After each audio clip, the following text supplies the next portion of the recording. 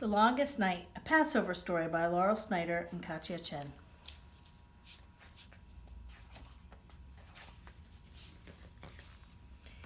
Every morning with the light came another day like night. In the heat and blowing sand, each gray dawn my work began.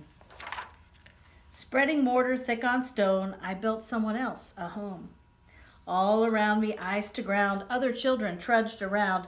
Nervous shadows glanced my way, but we never tried to play. Only monkeys and some cats ever got to run like that. Now and then a single dove circled high and sailed above. I'd look up and watch him roam as I made my way back home. And I wondered if the air tasted fresh and sweet up there. When dusk fell, the watchful moon softly crept into my room. Then at once the world was changed, life unraveled, rearranged. First the river bloomed and bled, stained her banks a rusty red. Ema stared across the strand at the wound that split the land, nudged me off to fill my pail from the cistern, safe but stale. Though she sang her sweeping song, something in the tune was wrong. Croaking noises filled the yard, frogs jumped high and landed hard, flipping, hopping through the day. Caught one, but he got away.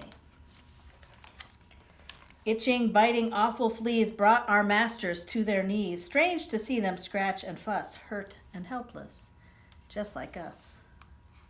Then the wolves ran through the street, sniffing at our door for meat. That night I had dreams of claws, matted fur, and hungry jaws. Ema hummed her sleeping song, but I tossed and turned till dawn. Gentle lambs and goats grew ill, bleeding, breathing hard, until great dark flocks of wings above joined and circled near my dove. Like their beasts, our masters fell, just how sick we couldn't tell. Boils and blisters, searing pain made them curse and call in vain. Then my sister set to wailing at the sky, a fire hailing. So I held her best I could, said our house was strong and good. In the distance, whirring weak locusts chewing in the heat, promised hunger all year long with their grinding, gnawing song. Strangely, Abba seemed to wait calmly for each harsh new fate.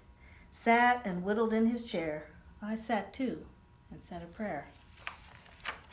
Night like blindness, thick like tar, from our window stretched so far. We survived that longest night, one small island made of light.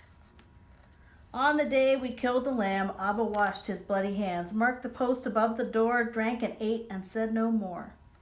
Till the saddest sound, so stark, cries like knives that split the dark, cries that found us frozen, numb, woke us, made us rise and run. Cries that drove us to the square and the others waiting there. Everyone was waiting there. In that night so dim and cold, we all did as we were told, packed our bread in haste and flew, running from them, but also too. Made our way to sifting sand, scrambling feet but clasping hands, thirsting, thrilling, full of fright. None of us were slaves that night. From the mortar and disease, from the silence and the fleas, with our hungry dogs a howl, on and into next and now. On we dashed till suddenly we came up against the sea. Ema offered up no song for the waters or the throng. None of us knew what to do. Till the sea was ripped in two, till the sea was ripped in two. Walls of water all around made a giant rushing sound, but we charged, we raced, we ran, hurtled out from that hard land. To a sky so wide and free, full of light and room to be, to an endless sunrise spread pink above us, gold and red. Salty spray was everywhere, sand and sun were in my hair. How I danced along the shore, never having danced before. How I shouted by the sea, loud and long and joyfully.